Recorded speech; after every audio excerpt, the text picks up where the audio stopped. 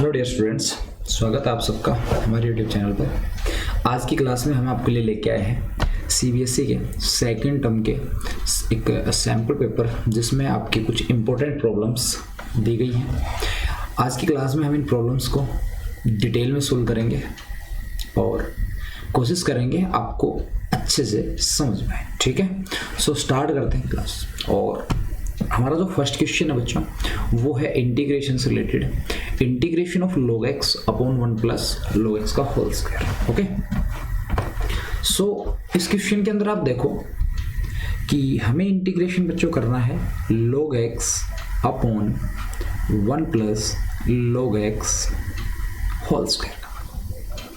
ठीक है, तो इस क्वेश्चन में हम लोग जो अप्रोच रखेंगे बच्चों, ठीक है, उस अप्रोच के थ्रू हम लोग क्या करने वाले हैं, जो log x है इसमें बच्चों 1 को ही तो ऐड कर देंगे और 1 को ही क्या कर देंगे, सब्सट्रैक्ट। ठीक है, जिससे हमारे पास ये जो क्वेश्चन है न्यूमरेटर और डिनोमिनेटर में जो टर्म्स है बच्चों वो आपको सिमिलर नजर आएंगे। ठीक है, तो यहाँ आप देखोगे कि डिनोमिनेटर में 1 प्लस log x है और नोमिनेटर में क्या है 1 प्लस log x। और इस तरीके से बेटा हम लोग इसको क्या करेंगे, अलग अलग दो इंटीग्रल्स में डिवाइड कर लेंगे, like 1 by log x upon 1 plus log x whole square minus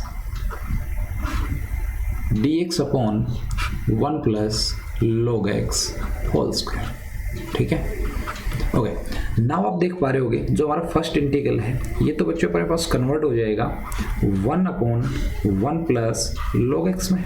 एक पावर से बेटा हम लोगों ने 1 प्लस log x के होल स्क्वायर की एक पावर को कैंसिल कर दिया। ठीक है, और जो सेकेंड हमारे पास पार्ट है बच्चों इसको हम करने वाले हैं dx upon 1 plus log x का होल स्क्वायर। ठीक है, तो ये हमारे पास दो इंटीग्रल बच जाते हैं। अच्छा, अब बात करते हैं इसके लिए। तो आप देखो जो हमारा फर्स्ट इंटीग्रल है बच्चों, अगर इसके अंदर हम लोग क्या करें, अगर इसके अंदर आप लोग इस फंक्शन को इंटीग्रेशन बाई पार्ट से हैंडल करते हो, लाइक अगर मैं ऐसा करूं बेटा 1 अपॉन 1 प्लस log x जो है, ठीक है, इसको तो हम लोग एज ए फर्स्ट फंक्शन, इस कंप्लीट फंक्शन को फर्स्ट और इसके साथ 1 इंटू में अज्यूम करके बच्चों इसको हम क्या अज्यूम कर लेते हैं, सेकंड। क्योंकि आइलेट का रूल हमें यही कहता है कि जो लॉगरिथमिक फंक्शन है इसको फर्स्ट और जो एल्जेब्रिक, बिकॉज 1 जो है वो एल्जेब्रिक फंक्शन में काउंट होगा तो इसको हमने क्या कर लिया, सेकेंड, आइलेट रूल के थ्रू। ठीक है, ओके, सो आगे बढ़ते हैं और हम लोग सिर्फ फर्स्ट इंटीग्रल को यहाँ पे सोल्व करेंगे। ठीक है, और सेकेंड इंटीग्रल यहाँ पे सेम चलने देंगे, dx upon 1 plus log x whole square.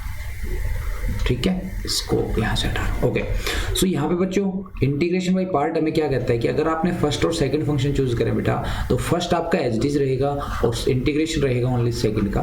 ठीक है, और फिर माइनस एक कंप्लीट इंटीग्रेशन, और कंप्लीट इंटीग्रेशन बेटा फर्स्ट का तो करेंगे हम लोग डेरिवेटिव और इनटू में इस सारे के इंटीग्रेशन करेंगे अगेन हम लोग सेकंड का। तो इस रूल को अगर फॉलो करें तो यहाँ पे देखो हमारा जो 1 अपॉन 1 प्लस log x जो फर्स्ट फंक्शन बेटा वो हमारा रहेगा एज इट इज।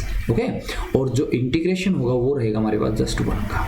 ठीक है, और माइनस इंटीग्रेशन ऑफ, अब हमारे पास जो फर्स्ट फंक्शन बच्चों इसका हम लोग करेंगे डेरिवेटिव। तो इस डेरिवेटिव को थोड़ा ध्यान से समझना, 1 अपॉन 1 प्लस log x और इनटू में बच्चों इंटीग्रेशन हम करेंगे 1 का। ठीक है, तो इन वैल्यूज को अगर मैं लिखना चाहूँ तो बेटा 1 upon 1 plus log x as it is. अच्छा, 1 का इंटीग्रेशन बच्चों आप क्या करोगे, x। अच्छा, इसके अंदर जो हमारा सेकंड इंटीग्रल है बेटा इसको हम एज इट इज लिख के चलेंगे dx upon 1 plus log x whole square. ठीक है, इसके अंदर आप देखो कैलकुलेशन के कुछ स्टेप्स कम भी कर सकते हो। ठीक है, बिकॉज 2 नंबर का ही एग्जाम में नजर आ रहा है इस सैम्पल पेपर में, तो इतना ज़्यादा लेंथ लिखना जरूरी भी नहीं है। ओके, सो इंटीग्रेशन यहाँ पे आप देखो बेटा इसका डेरिवेटिव करेंगे तो आप सब जानते हो जब भी हमारे पास 1 अपॉन में कोई फंक्शन होता है तो हम इसको अबव ऊपर ले जाते हैं नोमिनेटर में, तो आप देखोगे 1 प्लस log x को जब ऊपर ले जाओगे इस पावर -1 हो जाएगी। ठीक है, और इसका जब हम डेरिवेटिव करेंगे तो क्या होगा बच्चों, -1 हमारे पास आगे आ जाएगा और 1 प्लस log x की पावर क्या हो जाएगी, -2, और इनटू में बेटा 1 प्लस log x का डेरिवेटिव और करेंगे तो 1 का तो हो जाएगा 0 और log x का क्या हो जाएगा 1/x। Okay, and now into में जो हमारे पास 1 है बेटा इसका इंटीग्रेशन यहाँ पे इस स्टेप में आप देखोगे तो 1 का इंटीग्रेशन क्या हो रहा है, x। ठीक है, और ये जो इंटीग्रेशन है बेटा ये अभी पेंडिंग हमारा, और ये step as it is repeat होगा, dx upon 1 plus log x whole square. ठीक है, ओके, नाउ आप जरा देखो बेटा, ये फर्स्ट स्टेप हो गया आपका x upon 1 plus log x। Okay, and now minus. अब जरा इस स्टेप को एक बार ध्यान से देखो बेटा, यहाँ पे हमारे पास एक तो ये नेगेटिव की वैल्यू है, तो कहो तो इसको मैं नेगेटिव और नेगेटिव को पॉजिटिव लिख देता हूँ, तो ये हो गया पॉजिटिव पार्ट। ओके, इस इंटीग्रेशन में एक टर्म ये भी बेटा, ये x हमारे पास इस x से कैंसिल हो गया, तो ओवरऑल क्या बचा हमारे पास 1 प्लस log x पावर -2। इसको भी मैं अगर लिखना चाहूँ तो डिनोमिनेटर में लाके लिख सकता हूँ 1 अपॉन log x का होल स्क्वायर और dx। ठीक है, और हमारे पास ये जो पार्ट है बेटा एज इट इज चलता आ रहा है, ये हो गया हमारे पास dx अपॉन में 1 प्लस log x का होल स्क्वायर। अब आप देखोगे ये जो इंटीग्रल है बेटा ये पॉजिटिव है और ये कैसा है नेगेटिव, तो आप इन दोनों को कैंसिल आउट कर सकते हो। तो now final answer is x upon 1 plus log x। और इनडेफिनिट इंटीग्रल में बेटा हमारे पास c एज इट इज चलता रहता है, तो उसको आप इनिशियल स्टार्ट में जहाँ पे इंटीग्रेशन स्टार्ट किया था वहां से भी आप लिख सकते हो, या फिर आप direct final answer final term में भी अपना वो c ऐड कर सकते हो। ठीक है, तो ये रहेगा हमारे पास फर्स्ट क्वेश्चन का इंटीग्रेशन। ओके, नाउ चलते हैं इसके सेकंड पार्ट पे। अगर मैं बात करूं बेटा इसकी और पार्ट की, तो इसको भी आप इजीली सिंप्लीफाई कर सकते हो। तो ये हमारे पास sin 2x upon root of 9 minus cos raise to power 4x। Okay, तो इसकी भी बात कर लेते हैं। So question is integration of sine of 2x। ठीक है, और डिवाइड हमें इसको किससे करना है, root of 9 minus cos raise to power 4 of x। ठीक है, इसका इंटीग्रेशन करना है। तो इसमें आप लोग एक तो सबसे पहले नोटिस करो कि ट्रिग्नोमेट्री का कोस डिवाइड में नजर आ रहा है और ऊपर हमारे पास ट्रिग्नोमेट्री साइन है। तो यहाँ पे बच्चों अपना सब्स्टिट्यूशन मेथड अप्लाई करने की कोशिश करेंगे, लेकिन आप एक चीज नोटिस करो, यहाँ पे हमारे पास ट्रिग्नोमेट्री रेशियो का यहाँ पे एंगल है x और यहाँ पे एंगल क्या है 2x। तो सबसे पहले हमारा बेसिक जो रूल कहता है वो ये है कि सबसे पहले एंगल सेम हो। तो हम यहाँ पे जो लार्जर एंगल होता है उसको स्मॉलर में इजीली कन्वर्ट कर सकते हैं। तो यहाँ पे मैं आइडेंटिटी यूज कर रहा हूँ बच्चों साइन 2 थीटा। ठीक है, और ये क्या होता है बच्चों हमारे लिए 2 sine theta cos theta.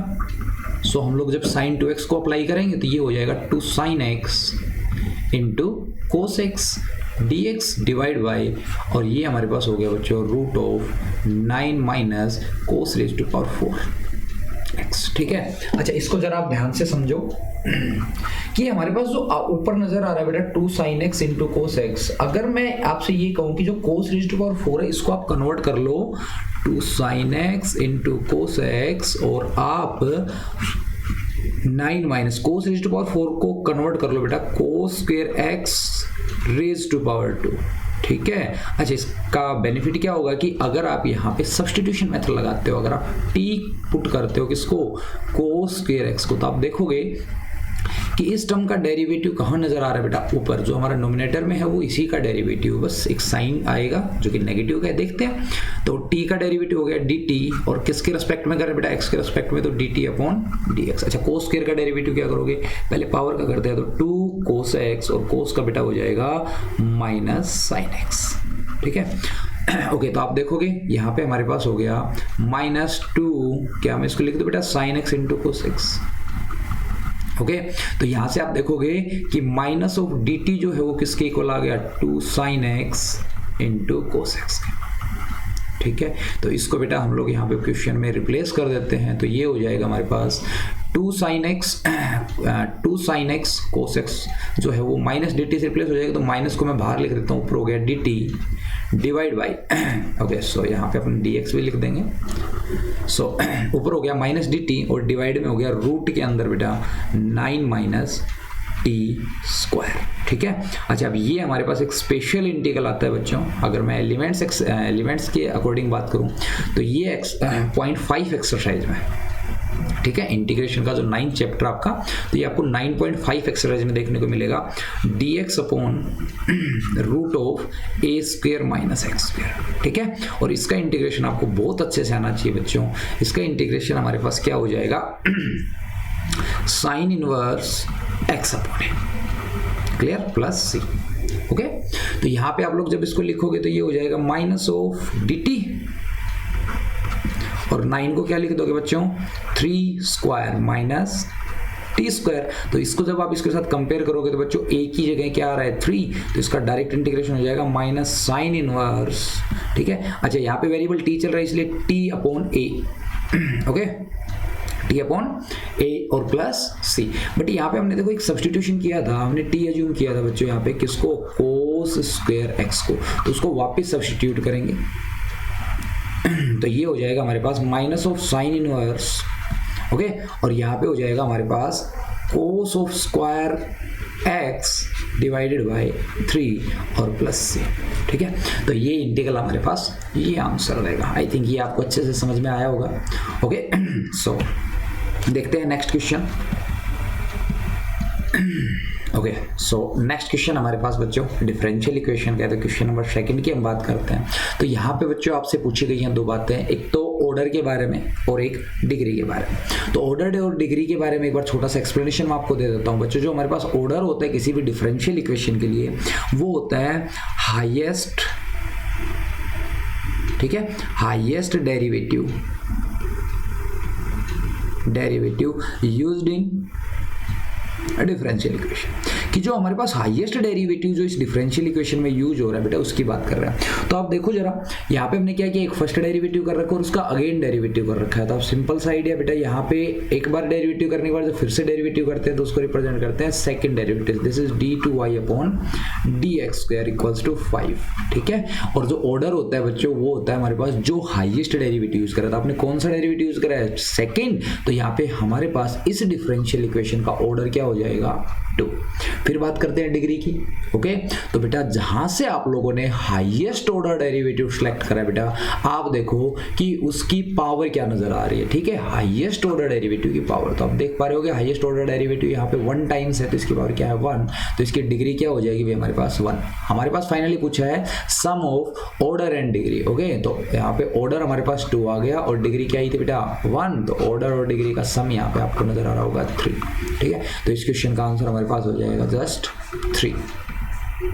Clear, अब बढ़ते हैं आगे और क्वेश्चन नंबर 3 की बात करते हैं। क्वेश्चन नंबर 3 हमारे पास काफी इंपॉर्टेंट है, सो सोल्व करते हैं क्वेश्चन नंबर 3। और क्वेश्चन नंबर 3 बेटा हमारे पास दे रखा है वेक्टर्स है। ओके, तो क्वेश्चन नंबर 3 में आप देखोगे कि हमारे पास ए और बी जो है बच्चों दोनों के दोनों क्या दे रखे हैं, यूनिट वेक्टर्स। ठीक है, तो वेक्टर्स के केस में आप लोगों को सबसे पहले स्टेटमेंट को बड़े अच्छे से समझना है। ठीक है, और स्टेटमेंट की मदद से ही आपके मैक्सिमम क्वेश्चन सोल्व हो जाएंगे। तो देखो यहाँ पे उसने कहा कि ए और बी हमारे पास यूनिट वेक्टर है, तो यूनिट वेक्टर बेटा साउंड करते ही आपको ये समझ में आना चाहिए कि इनका मैग्नीट्यूड अगर कभी निकालना होगा तो क्या हो जाएगा 1। तो मैग्नीट्यूड ऑफ ए भी हमारे पास 1 रहेगा और बी भी क्या रहेगा 1। एंड नाउ इन दोनों टर्म्स का यूज करेंगे। और एक छोटी सी टर्म है बेटा ध्यान देना, यहाँ पे जो इस थीटा का यूज करा गया इस इक्वेशन में, mod of A plus B equals to 2 cos θ/2। तो यहाँ पे जो थीटा है ना वो एंगल है ए और बी के बीच में।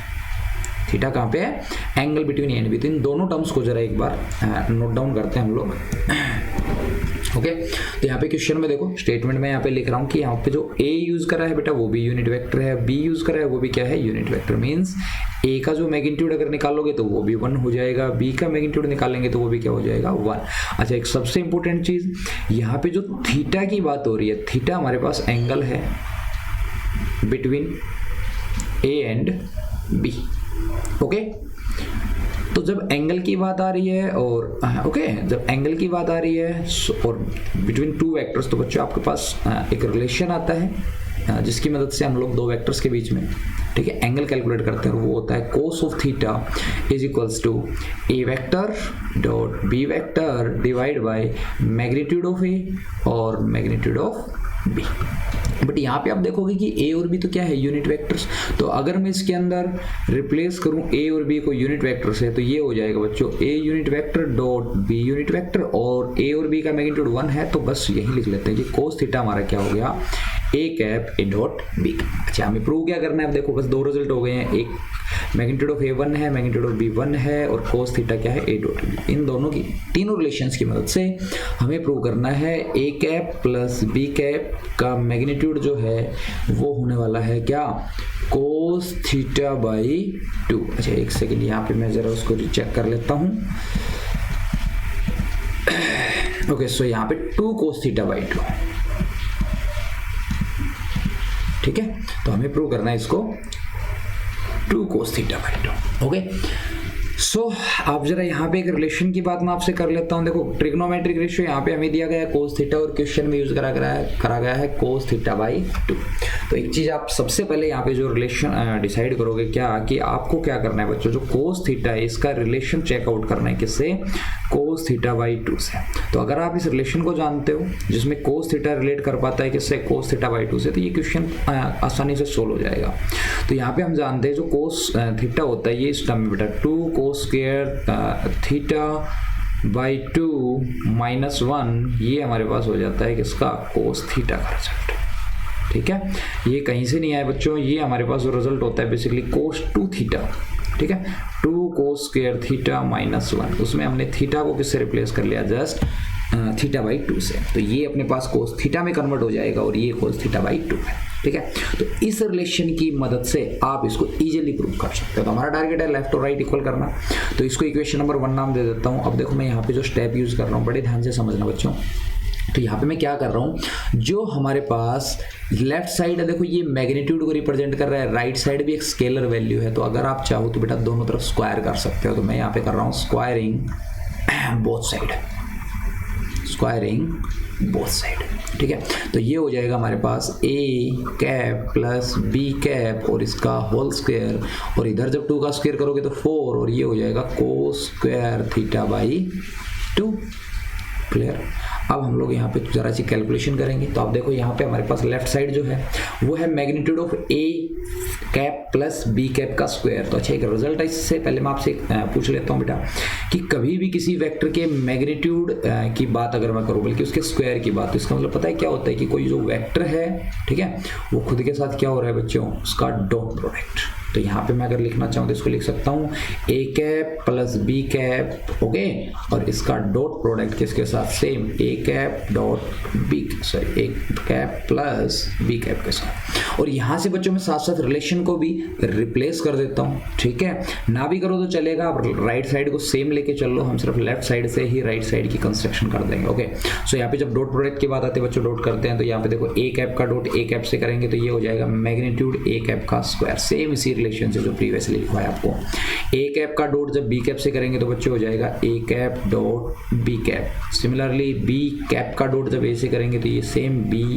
Cap dot a cap. Similarly b cap को b कैप से करेंगे तो बच्चों मैग्नीट्यूड ऑफ b कैप का स्क्वायर। ठीक है, तो ये हमारी LHS चल रही है बच्चों, हमारा टारगेट है LHS को RHS जैसा दिखाना। ओके, सो आगे देखो, अभी आपसे बात हुई थी मैग्नीट्यूड a कैप का अगर करोगे, a कैप का मैग्नीट्यूड जो है वो 1 हो जाएगा। अच्छा a डॉट b और जो b डॉट a होते हैं बच्चों डॉट प्रोडक्ट में दोनों इक्वली होते हैं, तो इसको मैं लिख सकता हूँ twice of a dot b, और यहाँ पे मैग्नीट्यूड b का स्क्वायर मींस वही 1 आ जाएगा सिमिलरली। तो यहाँ से आप लिख सकते हो twice of, sorry 2 times of a dot a cap b cap. अच्छा एक छोटा सा काम करते हैं, हमारे पास प्रीवियसली मैंने एक रिजल्ट लिखा हुआ है बच्चों कि a कैप जो है वो b कैप का जो डॉट है वो क्या लिखा हुआ है, कोस थीटा। तो जरा रिप्लेस कर दो, तो ट्वाइस ऑफ क्या आ जाएगा, cos theta 2 plus 2 cos theta. यहाँ से बच्चों एक काम करते हैं 2 ले लेते हैं कॉमन, अंदर क्या हो गया 1 प्लस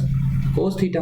अच्छा अब एक बात बताओ मुझे, ये जो अपना रिलेशन ऊपर हमने लिखा था क्या, कि जो कोस 2 थीटा है वो किसके इक्वल लिखा था हमने, 2 कोस स्क्वायर थीटा माइनस 1। तो यहाँ से आप देखोगे तो 1 प्लस कोस 2 थीटा क्या आ जाएगा, 2 कोस स्क्वायर थीटा, और थीटा को हमने थीटा बाई 2 से रिप्लेस कर ही रखा है। तो ये हमारा जो है वो कन्वर्ट हो जाएगा 2 into 2 cos square theta by 2, जो कि हमारा कन्वर्ट हो गया बेटा 4 कोस स्क्वायर थीटा बाई 2, जो कि हमारा इक्वल है RHS के। ठीक है, यही हमें प्रूव करना था कि जो हमारी इक्वेशन है बच्चों उसमें हमारे लेफ्ट साइड किसके इक्वल प्रूव करनी थी, right side. Okay, I think ये आपको अच्छे से समझ में आ गया होगा। ओके, चलते हैं नेक्स्ट क्वेश्चन पे।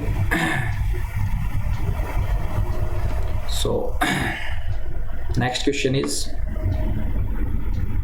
नेक्स्ट क्वेश्चन में बच्चों आपको बिल्कुल बेसिकली क्या करना है, इसके डायरेक्शन कोसाइन निकालना है, किसके, कोई लाइन गिवन है। ठीक है, तो लाइन के डायरेक्शन कोसाइन की आपसे बात कर लेता हूं एक बार। तो लाइन की इक्वेशन हमारे पास देखो क्या दे रखी है, 3 माइनस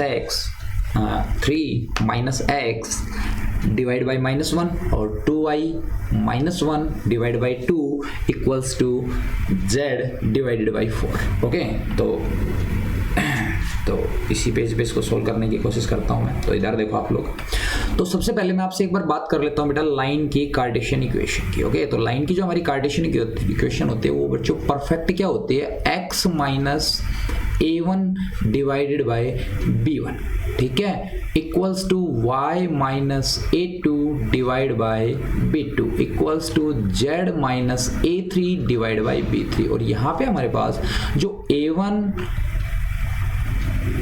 a2 और A3 जो है बच्चों, ये हमारे पास क्या होते हैं, हमारी लाइन के पासिंग पॉइंट्स, और जो B1 B2 और जो B3 होते हैं ये हमारे लिए लाइन के होते हैं डायरेक्शन रेशियो। क्लियर है? तो यहाँ पे आप देखोगे कि जो लाइन दी हुई है बच्चों 3 माइनस एक्स अपॉन माइनस 1, तो ये आप देखो ये परफेक्ट फॉर्म में नहीं है। तो सबसे पहला काम आपका ये रहेगा, आप इस इक्वेशन की स्ट्रेट लाइन को परफेक्ट फॉर्म में लिखें, ठीक है, इक्वेशन ऑफ लाइन को। तो यहाँ पे आप देखोगे कि जो फर्स्ट रेशियो हुआ है 3 minus x upon minus 1, second ratio हमारे पास 2y माइनस 1 डिवाइड बाई 2, और थर्ड है z बाई 4। तो ये थर्ड तो बेटा परफेक्ट फॉर्म में है, चाहो तो आप इसमें से 0 माइनस कर लो और लिख दो। लेकिन जो फर्स्ट और सेकंड है इनमें देखो x नेगेटिव है, तो यहाँ पे देखो अगर मैं ऐसा करूँ कि 3 माइनस एक्स अपॉन माइनस 1 को माइनस 1 से ही ऊपर मल्टीप्लाई कर दे और माइनस 1 से डिवाइड, तो कोई फर्क नहीं पड़ेगा इस पर। तो माइनस 1 से मल्टीप्लाई माइनस 1 से डिवाइड, ऐसा करने पर हमारी जो फॉर्म है वो कन्वर्ट हो गई x माइनस 3 डिवाइड बाई 1, जो कि हमारे पास एक परफेक्ट फॉर्म को रिप्रेजेंट कर रही है। इसी तरीके से ऊपर देखो y वाले टर्म में बेटा अगर मैं न्यूमरेटर को भी 2 से डिवाइड कर दूं, डिनोमिनेटर को भी 2 से डिवाइड, तो ऊपर बन जाएगा y minus 1 by 2 divide by 1 और जैसे z माइनस 0 डिवाइड बाई 4, ठीक है। तो यहाँ से आप इजीली डायरेक्शन रेशियोज के बारे में बता सकते हो, क्योंकि हमें यहाँ पे जस्ट डायरेक्शन कोसाइन पूछे गए हैं। तो रेशियोज के कोसाइन के लिए हमें रेशियोज पहले पता होने चाहिए। तो रेशियोज हो गए बच्चों 1, 1 एंड 4, ठीक है। अच्छा, हमें तो क्या चाहिए, डायरेक्शन कोसाइन। तो डायरेक्शन कोसाइन के लिए आप क्या करोगे, जो डायरेक्शन रेशियोज है बच्चों इनसे एक वेक्टर का मैग्नीट्यूड निकालोगे। ओके, तो मैग्नीट्यूड क्या हो जाएगा, 1 square plus 1 square plus 4 square. तो आप इसको देखोगे तो बेटा 16 रूट 18 हो गया, ठीक है। तो डायरेक्शन कोसाइन के लिए आप क्या करोगे, डायरेक्शन रेशियोज को इनके मैग्नीट्यूड से डिवाइड कर दोगे, ठीक है। तो ये बन जाएगा 1 by root 18 comma 1 by root 18 comma 4 by root 18, ठीक है। तो ये हमारे हो जाएंगे इस वेक्टर के या इस स्ट्रेट लाइन के डायरेक्शन कोसाइन, ठीक है। उम्मीद आपको अच्छे से समझ में आ गया होगा। चलो नेक्स्ट देखते हैं बच्चों थर्ड क्वेश्चन में। और third question, next question is from topic probability. Okay, so question states that a bag contains 1 red and 3 white ball। okay, तो एक बैग में हमारे पास बच्चों एक रेड है और 3 white balls हैं।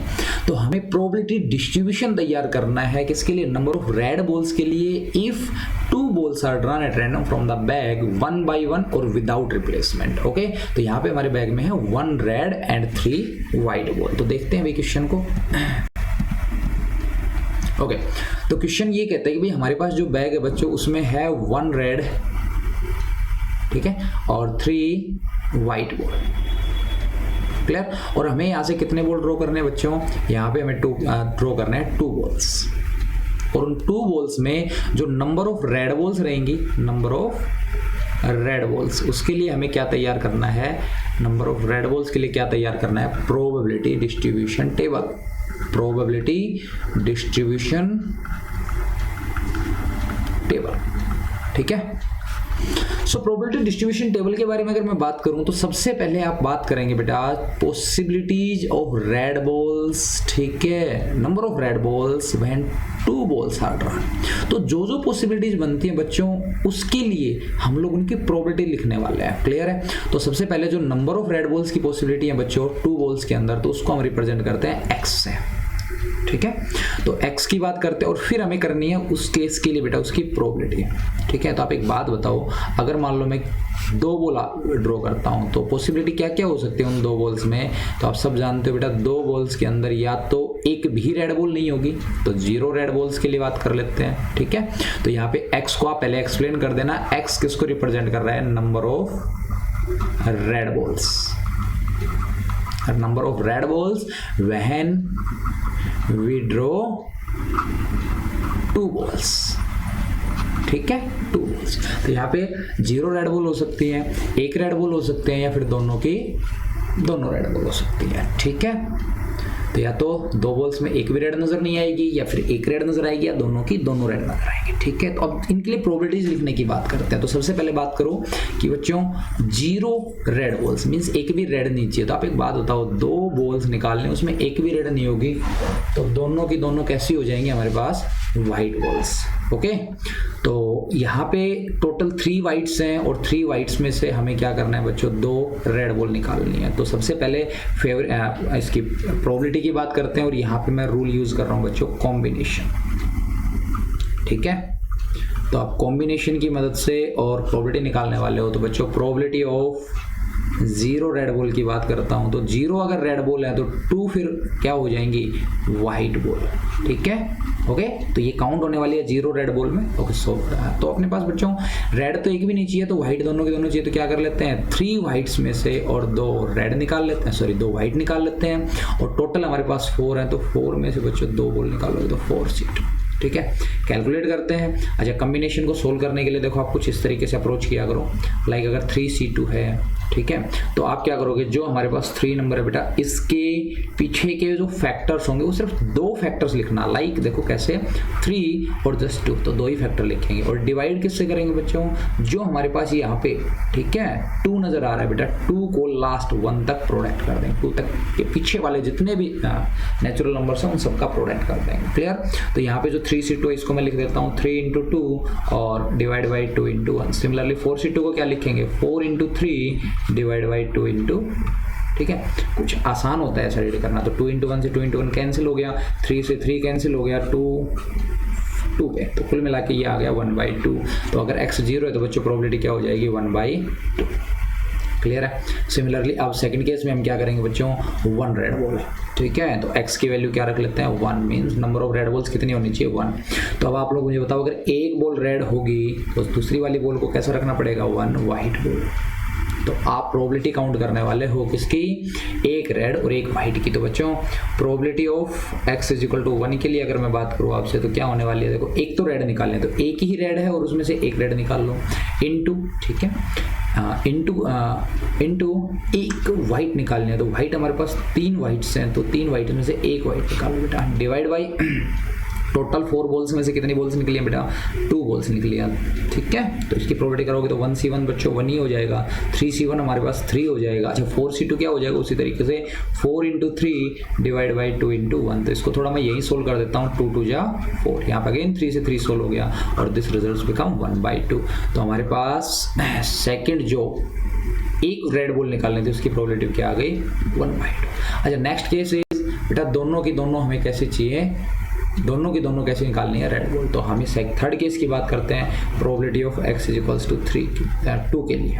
ठीक है, अच्छा एक बात बताओ मुझे, यहाँ पे कितनी रेड बॉल्स निकालनी है, 2, और दोनों की दोनों रेड चाहिए। तो क्या ऐसा पॉसिबल है कि दोनों की दोनों रेड हो जाए, क्योंकि यहाँ पे हमारे पास रेड बॉल्स की काउंट कितनी है, टोटल हमारे बैग में एक ही है, तो दोनों रेड हो ही नहीं सकती। तो ऐसी कोई भी फेवरेबल केस नहीं बन पाएंगे, ठीक है, जिसके लिए हम लोग इस बैग में से दोनों के दोनों रेड बॉल निकाल पाएँ। तो हमारे पास यहाँ पे क्या हो जाएगा बच्चों, 0 फेवरेबल केसेस।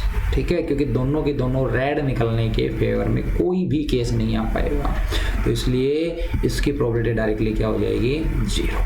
ओके, तो ये हमारे पास इसकी हो जाएगी प्रोबेबिलिटी डिस्ट्रीब्यूशन टेबल। अच्छा, प्रोबेबिलिटी डिस्ट्रीब्यूशन टेबल आप जब बना लेते हो तो उसको वेरीफाई भी अगर कभी करना हो आपको कि ये सही है या नहीं, तो आप जस्ट क्या करना, इसकी सभी प्रोबेबिलिटीज का सम बेटा, जो हमारे पास जितने भी केसेस के लिए हमने प्रोबेबिलिटी लिखी इनका सम जरा चेक करना। इनका सम हमेशा कितना मिलेगा बेटा आपको, 1। अगर आपका सम 1 आ रहा है तो आप कह सकते हो कि आपका आंसर क्या है। ओके, राइट, ठीक है, उम्मीद है ये क्वेश्चन भी आपको अच्छे से समझ में आ गया होगा। चलते हैं नेक्स्ट क्वेश्चन पे। सो नेक्स्ट क्वेश्चन अगेन हमारे पास क्या है बच्चों, प्रोबेबिलिटी का ही है, और इसके स्टेटमेंट जरा एक बार रीड कर लेते हैं। तो question is 2 cards are drawn at random.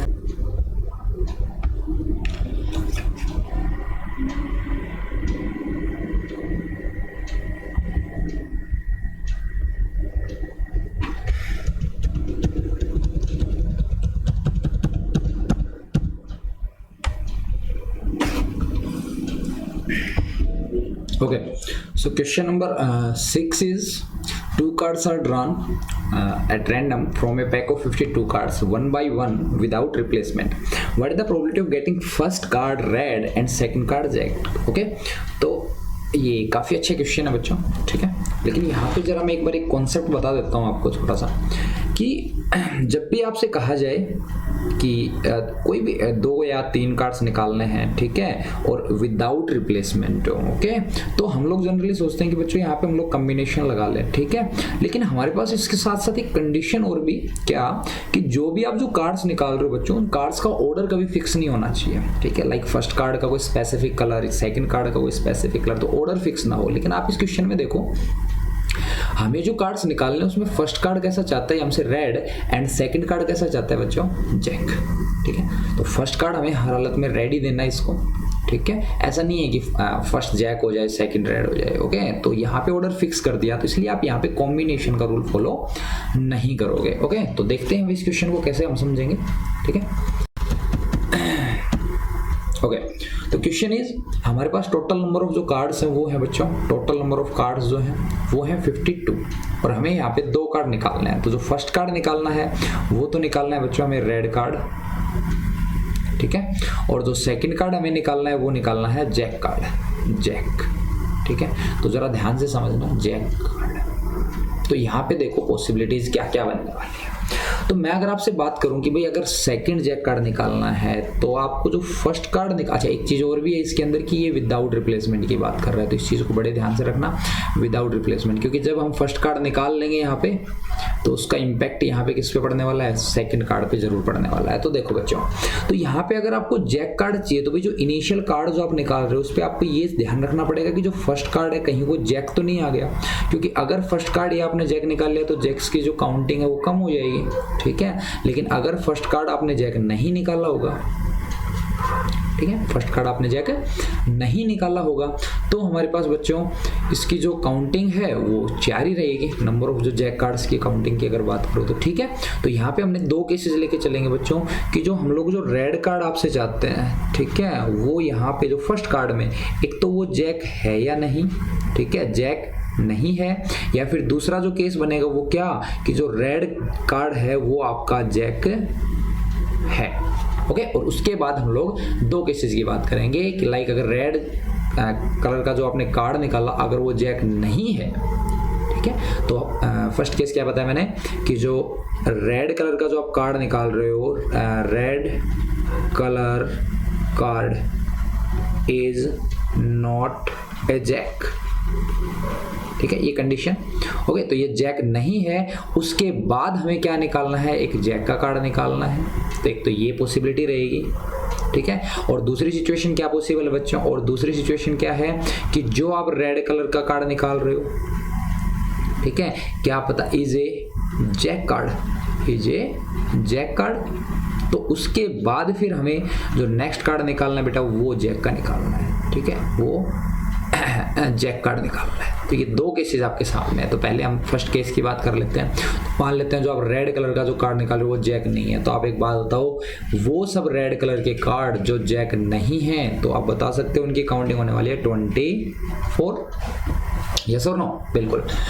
तो हमारे पास जो रेड कलर के कार्ड हैं बच्चों, ठीक है, वो होते हैं टोटल 26, जिसके अंदर 2 हमारे पास जैक होते हैं, एक हमारे पास हार्ट की बात करते हैं यहाँ पे, और एक बच्चों डायमंड की बात करते हैं। तो जो जैक नहीं है वो रेड कार्ड्स कितने हो गए, 24। तो फर्स्ट रेड कलर का कार्ड जो जैक नहीं है उसको निकालने की प्रोबेबिलिटी हो जाएगी बच्चों 24 डिवाइडेड बाय 52, ओके।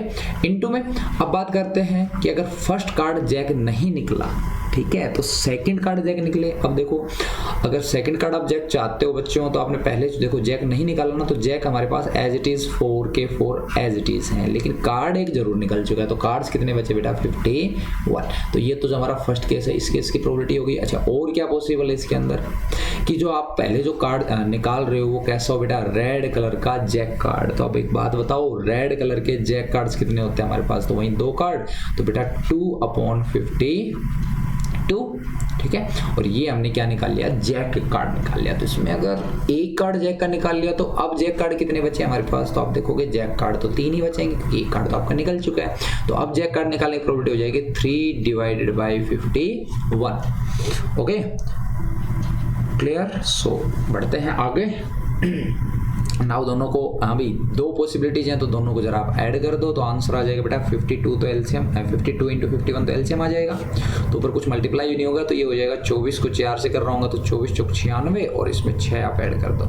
तो दोनों को जब आप ऐड करोगे तो ये हो जाएगा 102 डिवाइडेड बाय 52 × 51। और इसकी कैलकुलेशन आप देख सकते हो 51 बेटा 2 पे कैंसिल करेगा 102 को, 2 से आप 52 को सोल्व करोगे तो 126। तो हमारी जो इवेंट रहेगी इसकी प्रोबेबिलिटी आ जाएगी 126। ओके उम्मीद है ये जो हमारा आज की क्लास में हमने सोल्व करें तो हमने सैम्पल पेपर के जो 2 मार्क्स के क्वेश्चन है, ठीक है, वो सभी हमने सोल्व कर लिए हैं। तो किसी को भी अगर इन क्वेश्चंस में कोई डाउट हो, ठीक है, तो आप कमेंट बॉक्स में लिख देना। उस क्वेश्चन का एक्सप्लेनेशन एक न्यू वीडियो में फिर से बना दिया जाएगा और नेक्स्ट वीडियो में हम लोग इसके जो लार्ज क्वेश्चन है लाइक, ठीक है, ज़्यादा मार्क्स वाले 2 से ज़्यादा मार्क्स वाले जो बचे हुए क्वेश्चन है उनका एक वीडियो जल्द ही अपलोड करेंगे। ओके।